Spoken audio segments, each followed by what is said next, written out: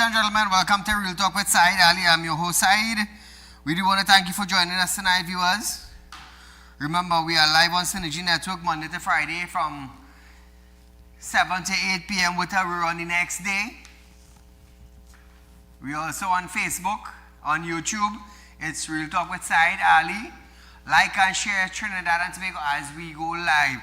Also, viewers, I just want to remind you of the 7% that Real Talk Finance is offering you. Trinidad and Tobago, it is one of the highest interest rates that is being paid in our country. Real Talk Financing is creating history in the financial sector in Trinidad and Tobago. No other financial institution is doing it like us in Trinidad. So viewers, remember, call your friends, call your family, let them know if you want to make real cash on the money that you have sitting down in a financial institution. $7,000 per year and $100,000. That is growth. No other financial institution is doing that. Trinidad and Tobago, remember, we are licensed to do business in Trinidad and Tobago. We are FIU certified. Also viewers, be member of Real Talk Credit Union. Come down to our office at 14 Carolina Savannah Road in Shogunas or 23 Cipero Street in San Fernando. Or you can contact me directly at 339-167 or 267-7325 for more information. So as we start off our program tonight, also viewers, remember I'm a spiritual consultant. Those of you having spiritual problems, feel free to contact me and we will see how best we can help you out. So viewers, jet ski operator Ashworth Burnett, who was alleged to have caused the death of 7-year-old Angelica Jogi at Pigeon Point Beach on April 8, has been denied bail. Just an update for you viewers on that. He is in custody and he has facing the magistrate. No bail. He is remanded into custody and will reappear in court on the 20th of October for a status hearing. So Trinidad and Tobago, we are going to leave that right there and we're going to let the court of Trinidad and Tobago do their things.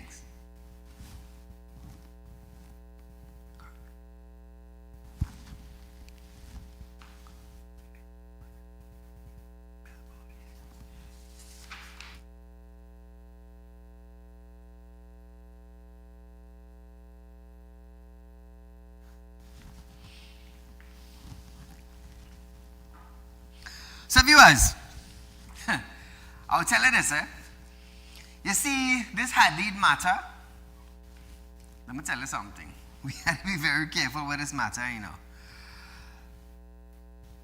Now, the state will no longer pursue its application to suspend Monday's High Court ruling that freed Star Sabga from prison. When the court matter came up before the Court of Appeal on Tuesday, state attorneys abandoned the application for a stay and instead sought directions from the substantive appeal against Justice Vigil Paul decisions. Now, that appeal has now been set for hearing on September 14th, one day shy of an expiration of the current state of emergency.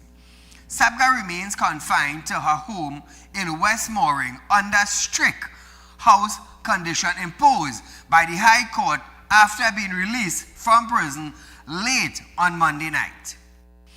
Justice Paul ruled that Sabga should be released pending the determination of a constitutional challenge to the preventative detention order signed by Homeland Security Minister Roger Alexander. Now, under the order, Sabga must remain under police supervised house arrest. She has surrendered her passport and electronic device, cannot leave her home except for medical emergencies, and may communicate only with her attorney, medical personnel, and approved family member. Police are also authorized to enter the property at a reasonable time, and any breach of the condition could lead to her arrest. So Trinidad and Tobago, we are going to leave that right there until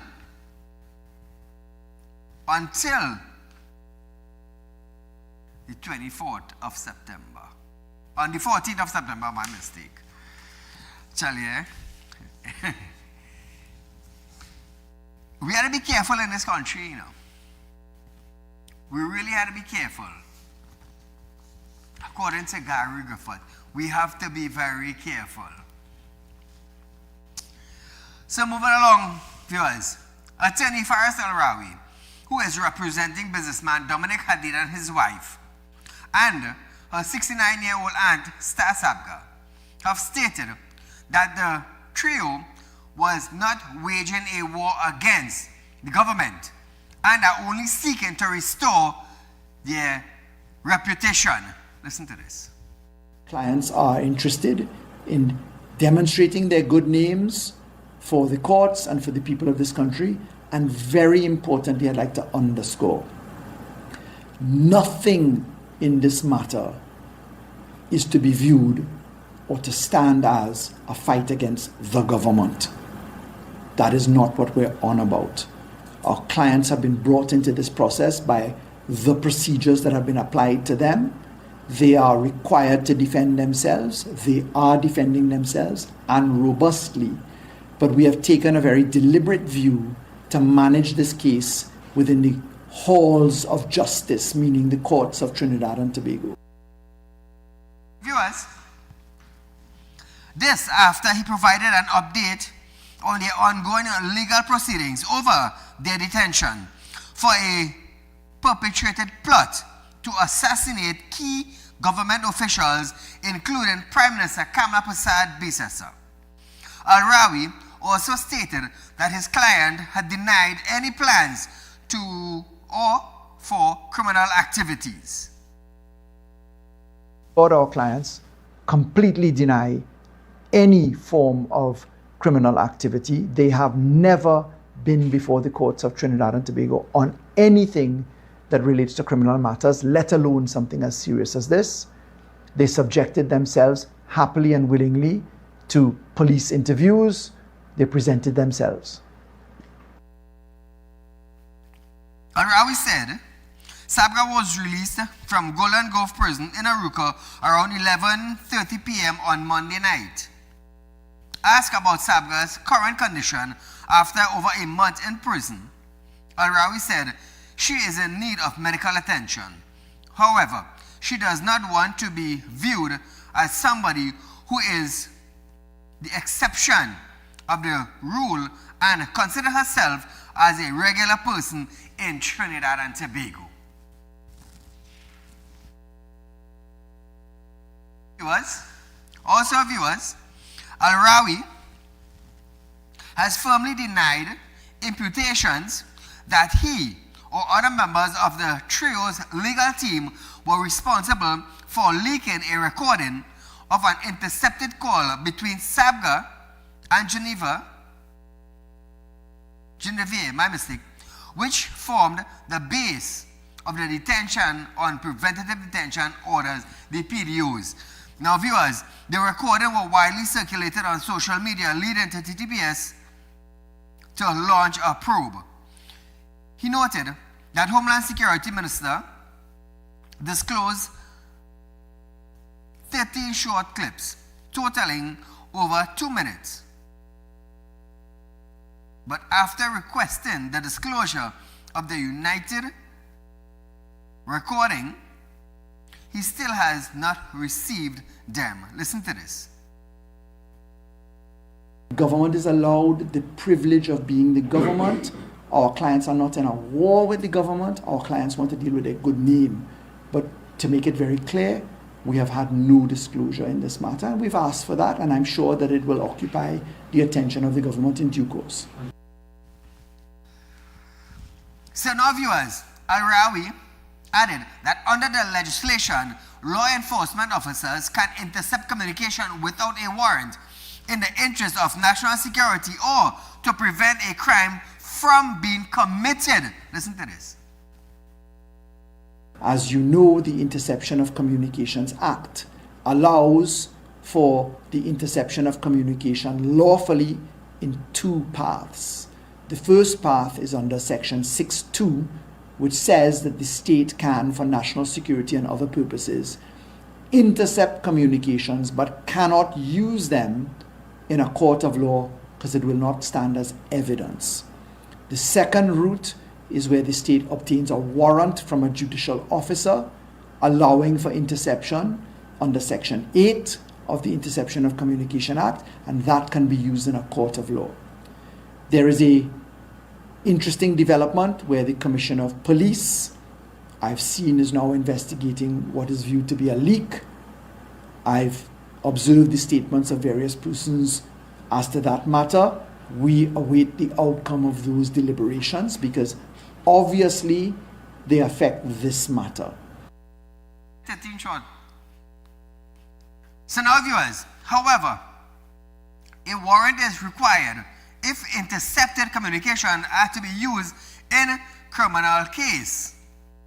However, he declined to comment on derogatory racial slurs that were used by Sabga in the conversation with Mr. Hadid's wife. Listen to this. I prefer not to descend into that because there are a whole basket of issues inside of that. I have my own views. I'm not permitted as an attorney to speak other than on the law for my clients. I'm an officer of the court, so I don't want to distract the court from the views. As a human being, I've looked at the comments online, and the comments, I think, speak volumes. There are different views on it. And suffice it to say, democracy is alive and well in our country when you see the views online.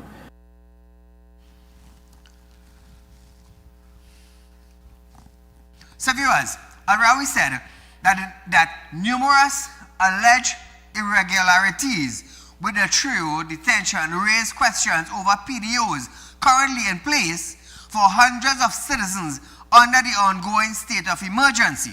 Now, he called on the Legal Aid and Advisory Authority and the Law Association of Trinidad and Tobago to consider whether they could assist such persons.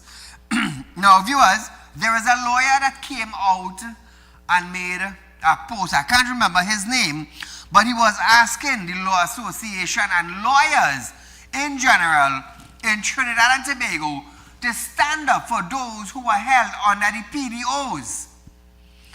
Now I'm going to say this. So what about if that those who are held under the PDOs had mistakes in their warrant being issued? What's going to happen then? So what about if attorneys in Trinidad now or the Law Association decide now to form a battery of lawyers and ask for warrants concerning individuals that have been held under the PDOs now, and these battery of attorneys, what about if they find mistakes and things are not corresponding documentation-wise? What is going to happen now? Is this individual going to sue the state? So if there's mistakes concerning this one, I'm just saying, if there are mistakes concerning the Hadid PDOs and warrant, well then, it is safe for me to say there might be mistakes in others. I'm just saying, excuse, you see, I want to get to the truth just as everybody else.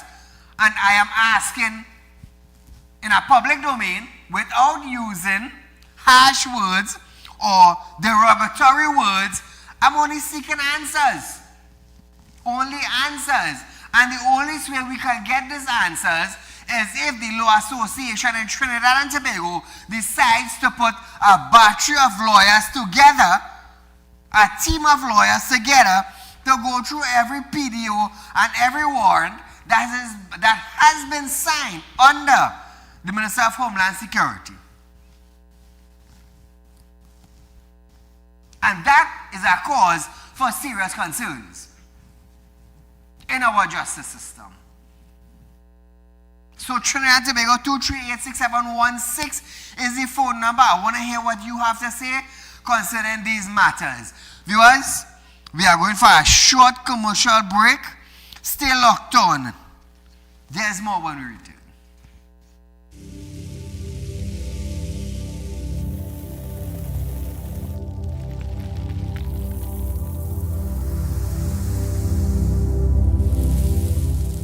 We'll be right back.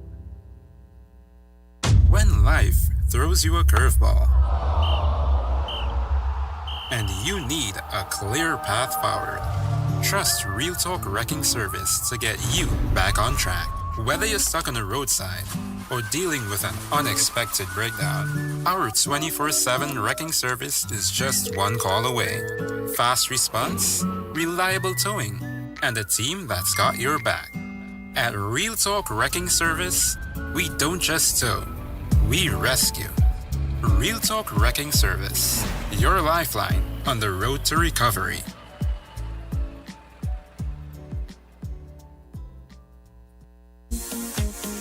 True growth shouldn't make you wait.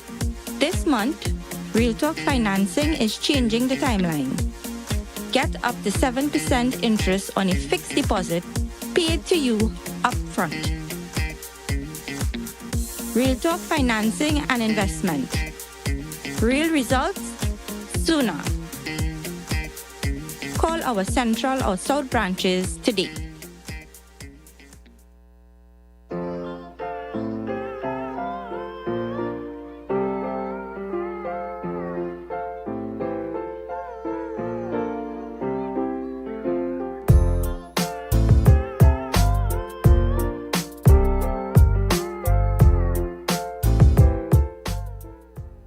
At Real Talk Studios, we dedicate our time to highlight the glaring issues we face within our community. Catch us live every Wednesday between 7 to 8 p.m. Real Public Concerns. Because your concerns are meant to be heard. Send your email to realpublicconcerns@gmail.com.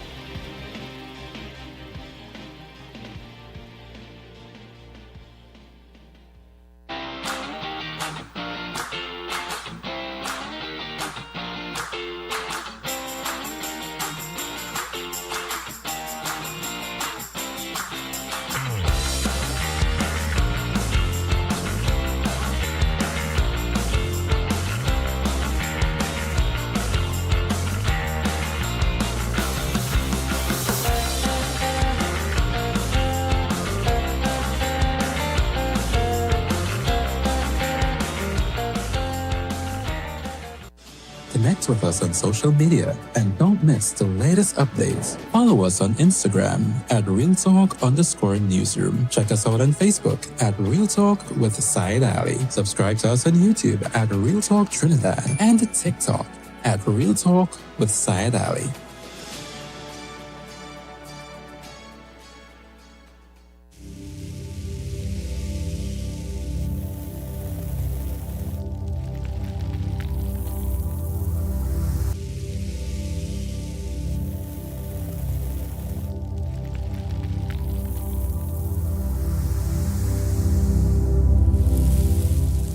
Welcome back.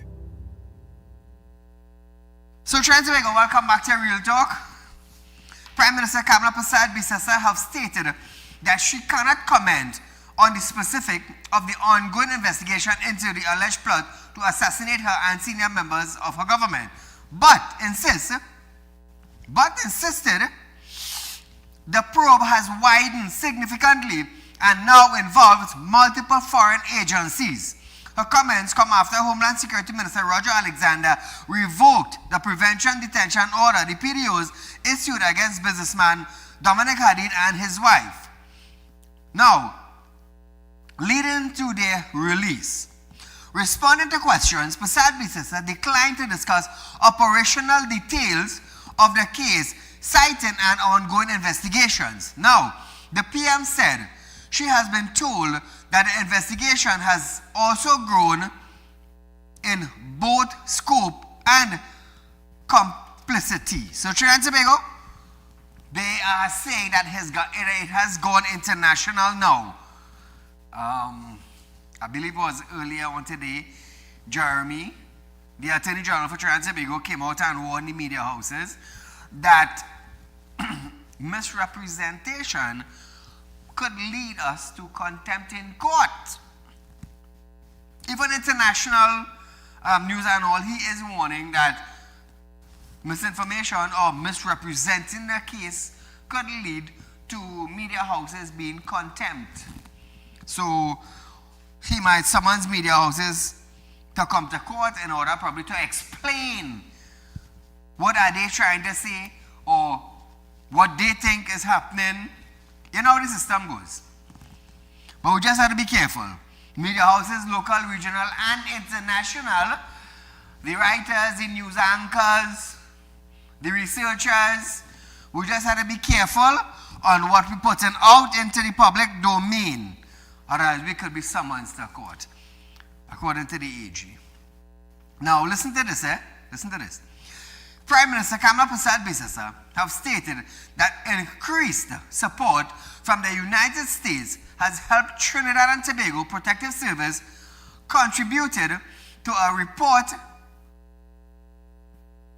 fail in serious crime. To a reported fall in serious crimes. Now, she said, the government remains committed to ensuring that no one is placed above the law because of wealth, status, or where they lived. Well, we have seen that recently. The statement comes amid continuing concerns over crime and a debate about international support for local law enforcement.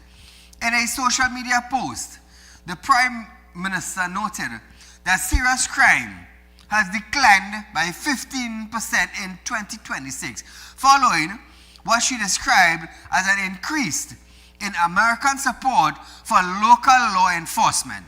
She said, despite significant pressure, officers across TTPS, SSA, and the prison service have continued their duties and expressed confidence in the head of those agencies. The Prime Minister assured the public that the government will continue working with international partners to tackle organized criminal network while maintaining a professional law approach, together with a lawful approach. Speaking today, Assistant Superintendent of Southwestern Division, Joel Forbes, reported a 10% decrease in violent crime and a 52% serious crime detection rate. Listen to this, Trinidad and Tobago. An analysis of the crime statistics for the period June to July 2026 indicates a 10% reduction in violent crime when compared with the comparative period of 2025. The division continues to closely monitor serious offenses, particularly robberies and home invasions. To date, we have had 12 home invasions. The division achieved a 52% serious crime detection rate, reflecting a continued commitment to investigations and all investigators and other operational units in this space. So viewers, we're going on to Dr. Rowley, a former Prime Minister of Trinidad and Tobago.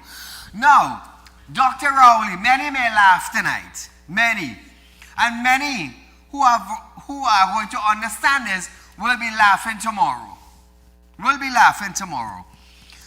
Former Prime Minister Dr. Rowley has called on the government to immediately end the state of emergency SOE and dismiss both the Minister of Homeland Security and the Attorney General, accusing the administration of abusing its authority and acting without evidence.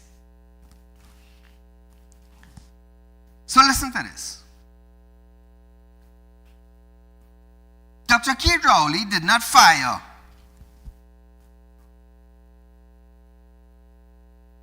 Fitzgerald Hines. I want you all to understand me clearly.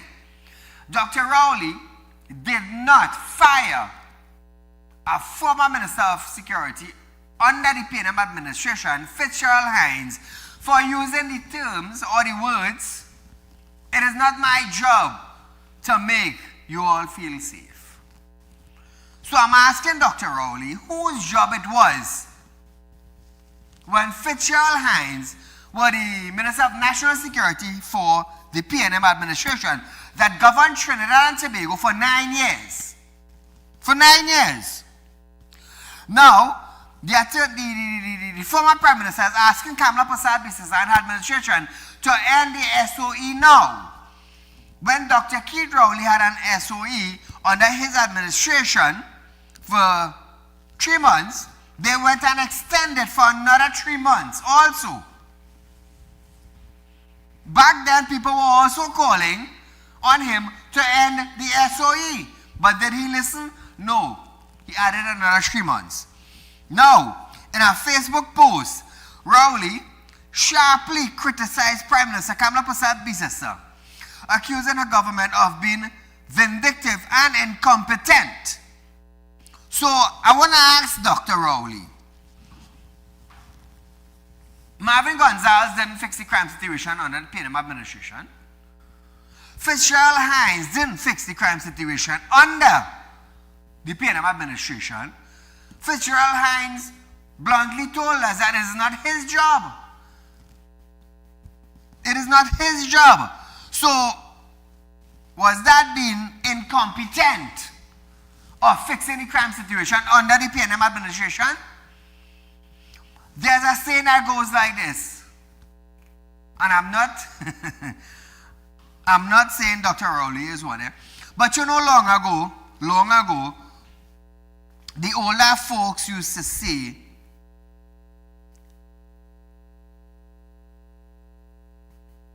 "A dog cannot see its tail wagging.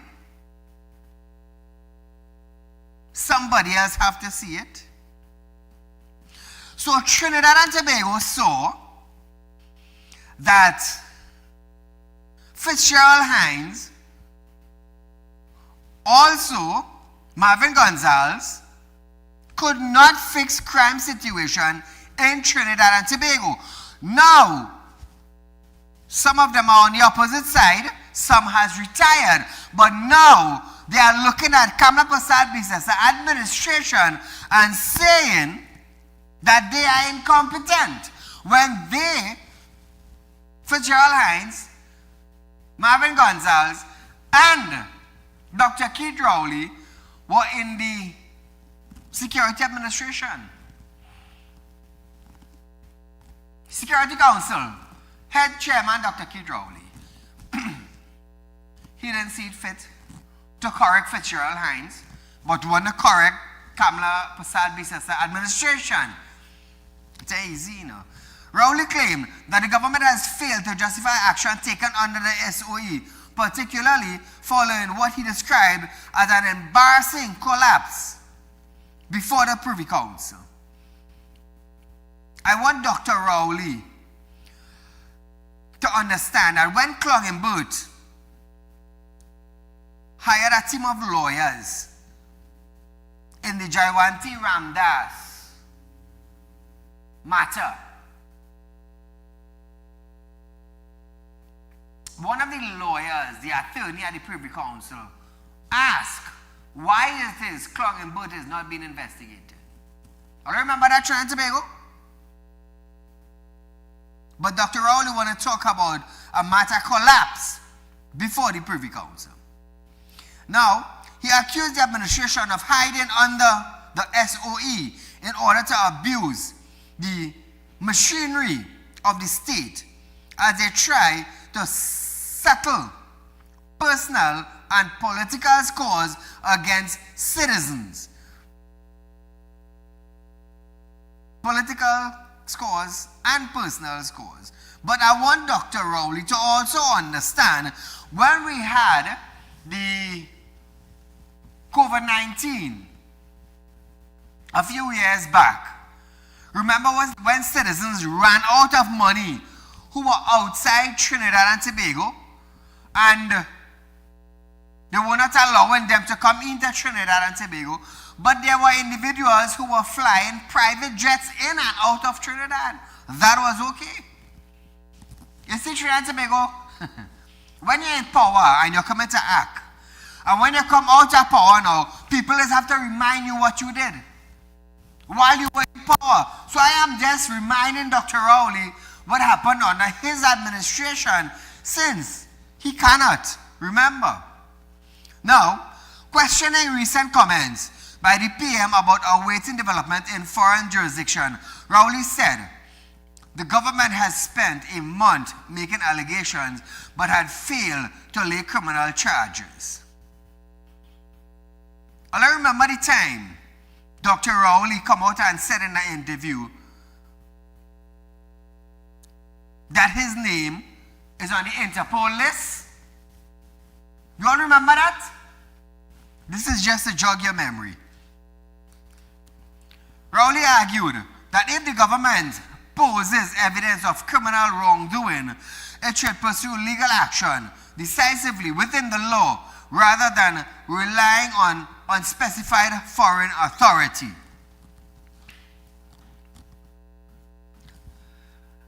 That was Dr. Rowley. Now imagine Dr. Rowley is saying this. Apparently he forgot what happened under his administration. Under his administration. Viewers, we are going for a short commercial break. Stay locked on. We'll be right back.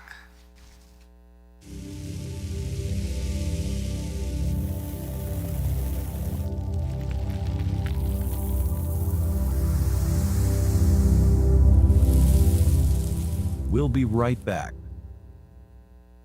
When life throws you a curveball and you need a clear path forward, trust Real Talk Wrecking Service to get you back on track. Whether you're stuck on the roadside or dealing with an unexpected breakdown, our 24/7 wrecking service is just one call away.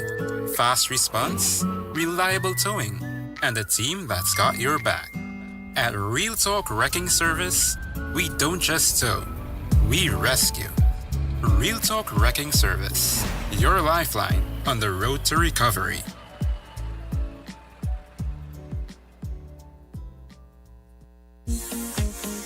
True growth shouldn't make you wait. This month, Real Talk Financing is changing the timeline. Get up to 7% interest on a fixed deposit paid to you upfront. Real Talk Financing and Investment. Real results sooner. Call our Central or South branches today.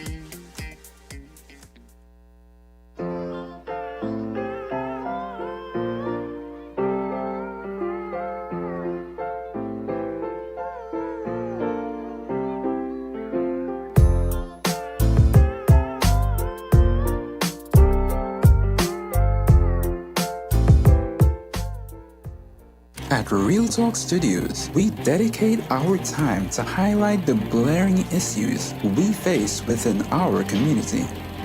Catch us live every Wednesday between 7 to 8 p.m. Real Public Concerns. Because your concerns are meant to be heard. Send your email to realpublicconcerns@gmail.com.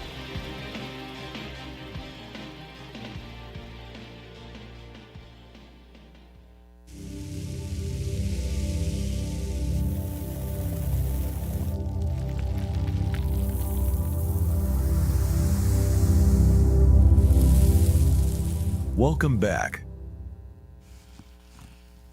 So Trinidad and Tobago, 7% on fixed deposit, you can't go wrong. We are giving you $7,000 per year on $100,000 invested in Real Talk Financing. In Real Talk Financing. Imagine that. Call your commercial bank and find out if you are getting 7%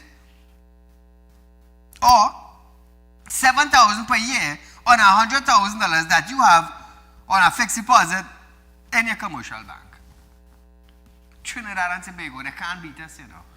Real Talk Financing is making history in Trinidad and Tobago as the only financial institution in this country that is giving back. That is giving back to the citizens of this country.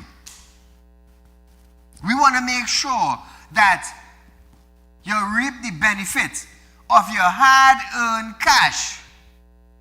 I want to make sure you get proper benefit. And since Real Talk Financing has launched in Trinidad and Tobago, let me tell you something. The citizens have been benefiting better. Benefiting better. That I could tell you. They're benefiting better. They're seeing growth in their money. They're seeing establishment prospering. They're seeing our company expanding outside Trinidad and Tobago. They are seeing it.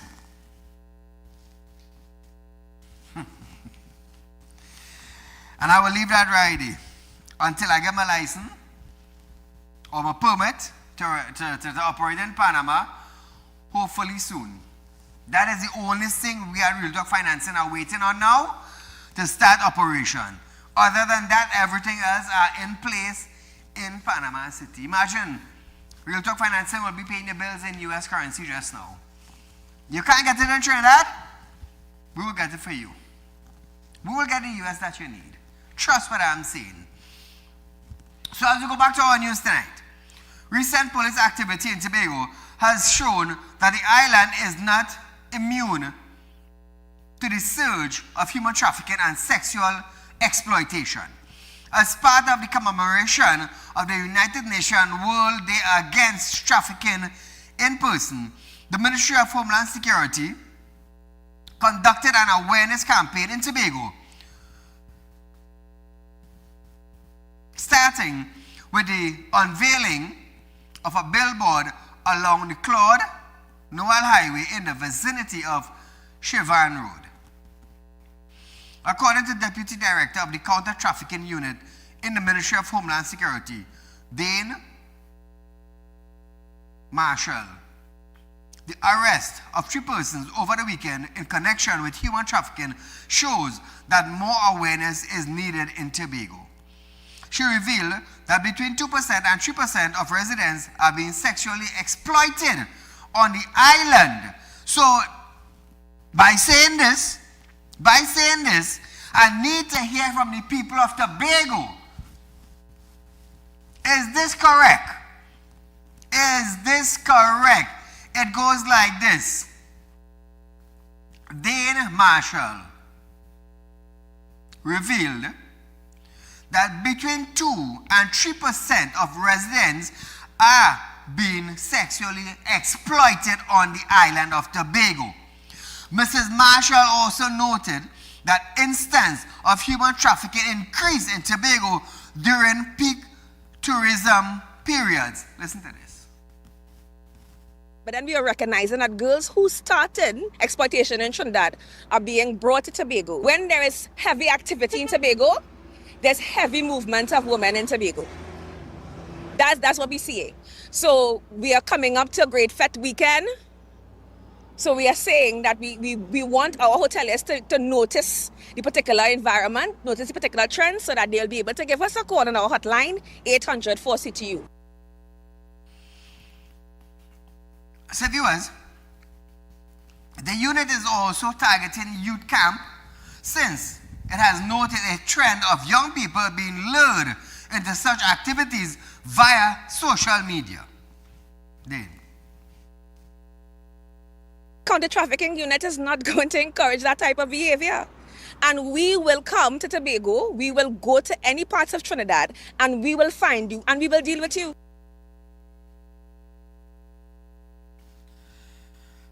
strong statement. A strong statement. Now, Ms. Marsha indicated that the unit will continue to monitor business and intervene when necessary in a similar fashion to last weekend. One more time. We targeted one particular location, that's the chill out bar, because of what the intelligence provided. And of course, we partnered with the Customs and Excise Division there, and they did the necessary in terms of ensuring that the bar in itself meets legal requirements. So now, viewers, that is some strong statement there. I want to wish that team, the counter-trafficking unit, all the best. Let me tell you something. Exploitation could take forms in many ways. In many ways. So they really need to be up to date with technology, training, expedite warrants in certain areas. They really need to equip themselves.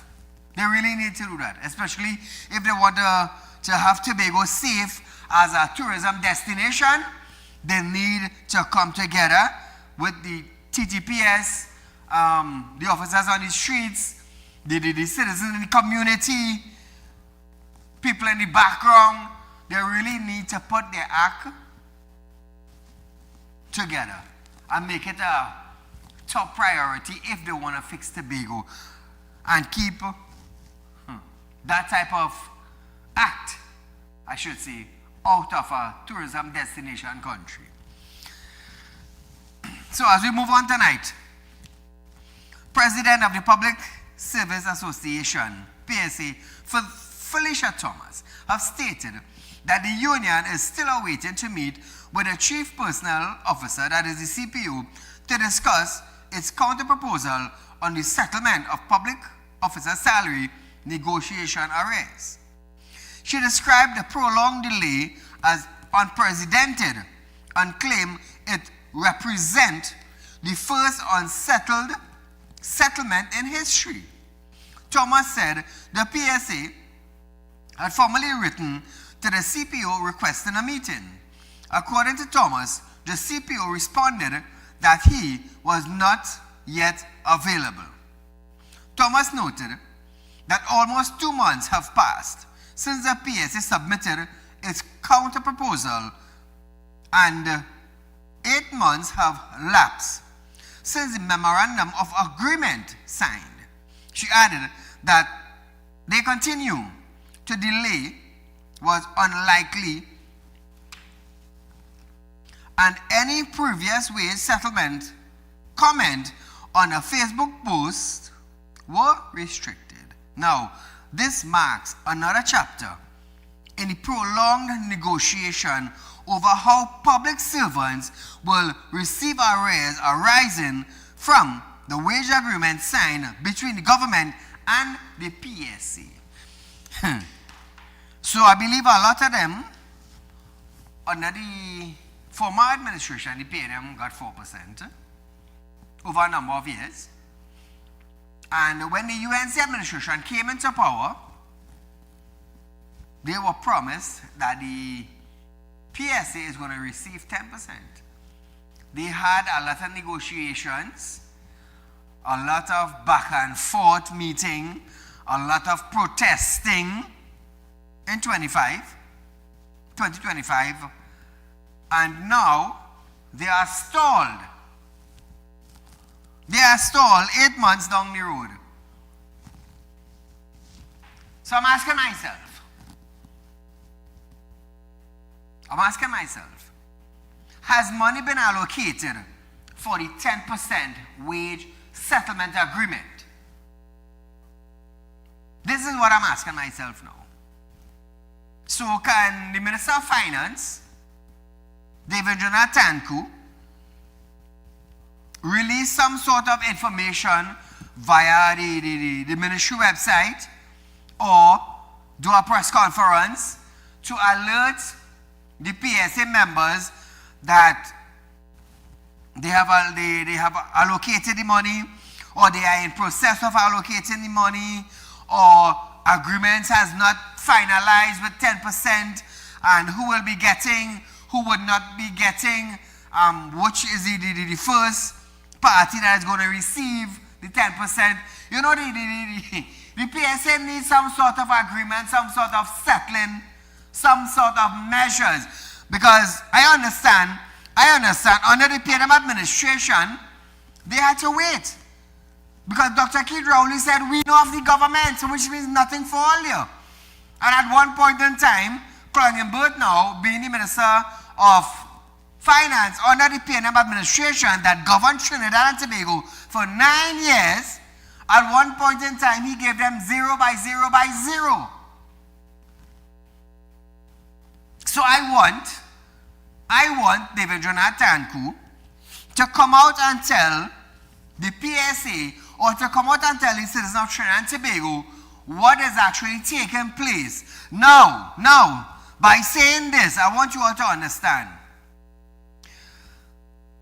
While the PNM was giving you 0, 0, 0, and lately, just before election, you were getting 4%. Now, I hope that David Jonathan don't hide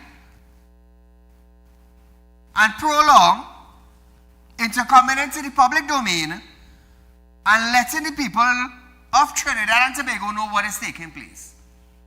I'll tell you this. For too far,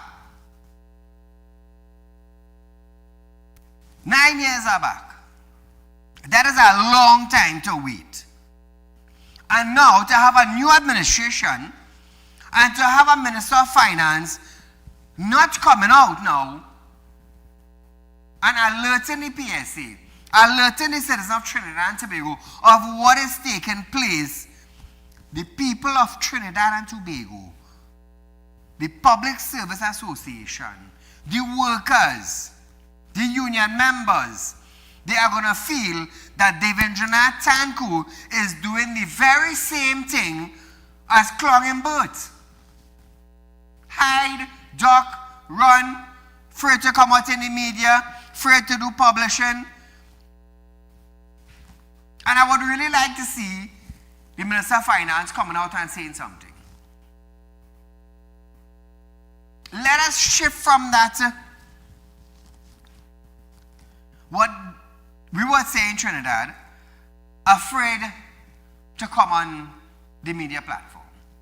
We have had enough of that. The citizens have voted for a change in government because of the fact that the PNM administration were not serving the people. Even Clongenberg came out and said that he lost touch with the people. He came out and said that. So he himself realized when they lost the election, they lost track of the people. Because the people put you and the people could remove you. And the PNM administration ministers feel that power was given to them for life. That is what they felt. But it was short-lived 9 years. Now they have no power. Now we're not hearing them. You're not seeing them. And that's just the way power goes. Me, for instance, I have power until the day I die. Because my spiritual blessing that God gave me didn't come from human being. It didn't come. On many occasions, Dr. Rowley blasted the media. He blasted the media. But I'm still here. And the media is still here to report to the citizen. But where is the power that Dr. Rowley once held in his hand? It's gone. It is taken away from him. So that's the thing with power. That's the thing with power. You are voted into power and then you'll be voted out of power. So now that the Minister of Finance, David Jonathan, has the power in the Ministry of Finance, let's just hope he don't end up like Clongenberg, hiding from the people. So hopefully in the coming days, I am asking nicely on television to the Minister of Finance to come out and address a situation. You may not have an answer to the problem at hand. Listen to me carefully. You may not have a solution to the problem at hand. but come out and say something. The people want to hear something. PSA wants to hear something. Something they want to hear. Money's been allocated, we have half, but we want to make sure we have the rest to pay the citizens. We are in negotiation of getting X amount of dollars. We need X, Y, and Z time. Come out, come out, come out. Don't just stay away. I know I will put you on a spot.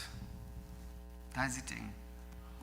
So, Mr. Minister of Finance, under the UNC administration, come out and alert the people. Come out and say something. They want to hear something. Forget the last government.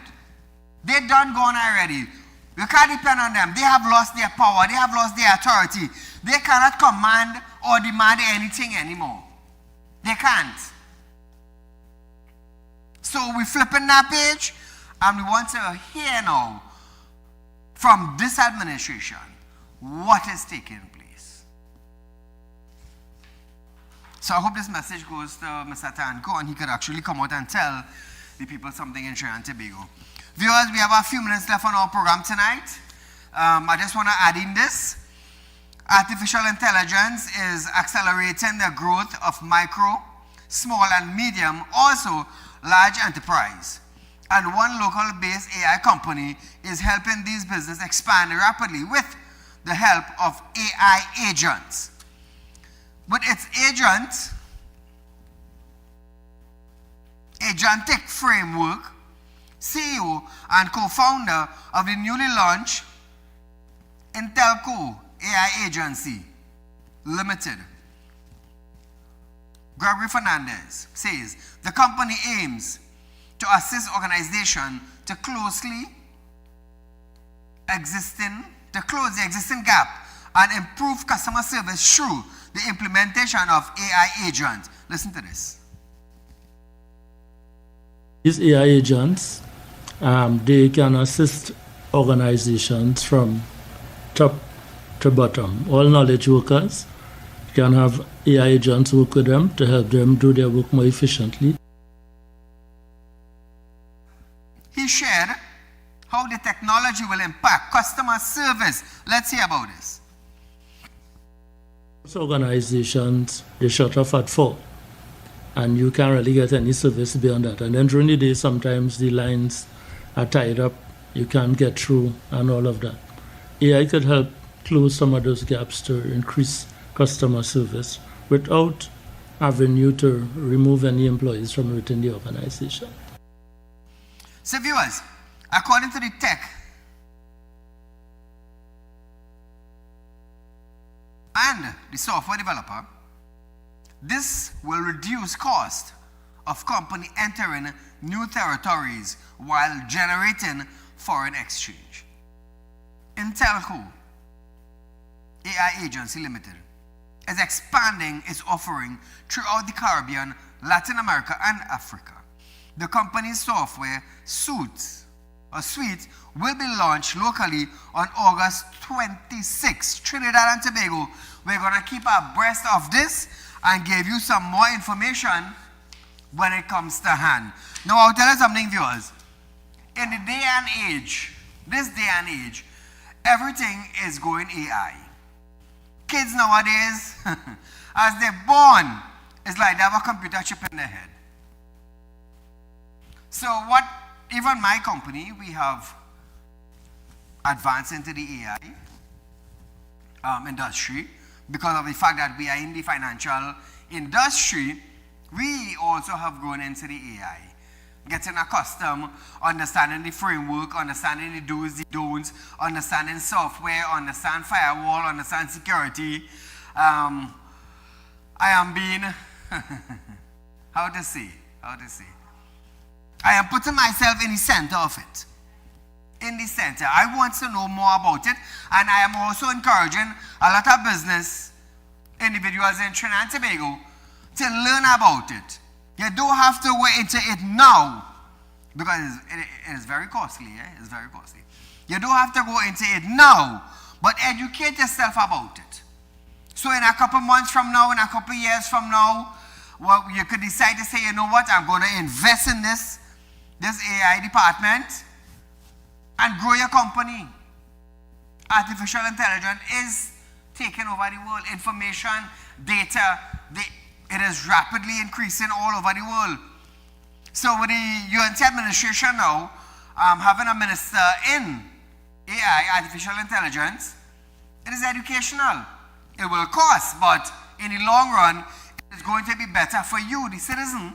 It's going to be better, let's put in a business perspective, it's going to be better for the business owner, the board of directors, the staff, and the consumer, meaning the buying public. It is going to be better. Now, I'll tell you something, Trinidad and Tobago. Being in finance, you always have to keep abreast with software. You always have to keep abreast with firewall. You always have to keep abreast with strategies that scammers would be using. And that is something I am always into. I always have to keep the firewall upgraded. We always have to be alert of new scams. From the time it hit the market, I have to understand how it works. What is the framework behind it? What is the tactics behind it? What type of software is being used to hack? What are the skills? What are the knowledge? I always have to be up and about in my game. I cannot say, well, one day I will just drop my guard. Nope, I cannot do that. I can't do that. I always have to be on top of my game in the tech industry in Trinidad and Tobago. Remember that, viewers. Because of the fact that the business I am in, I always have to be updated.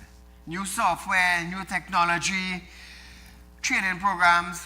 Sometimes it is be hectic, but this is my business. So I always have to keep abreast of what is taking place. It's just like the guy in the construction field. He always have to keep abreast of the growing tech and technology and material that is being used in building house, casting, different type of wire, different type of steel. He always has to keep abreast of it. Same thing like the agriculture. Agriculture, you always have to know what fertilizer is coming out, what is new on the market, what chemical could I use. Now they are using drone to spray. They are using remote brush cutter. So everything Trinidad and Tobago, it is evolving. And if we don't step up in an evolving world, we are going to be left behind. You're going to be left behind. And nobody wants to be left behind. Nobody. I'll say this in my closing. Elon Musk said in the year 2026, money will no longer be something you could just spend. You will just have to swipe a card anywhere you go. Even your phone, beep, beep, beep. In China, I had to download an app, add my card, and swipe in China. Otherwise, paper money? No. Viewers, it's that time now where I have to say good night. See you another night.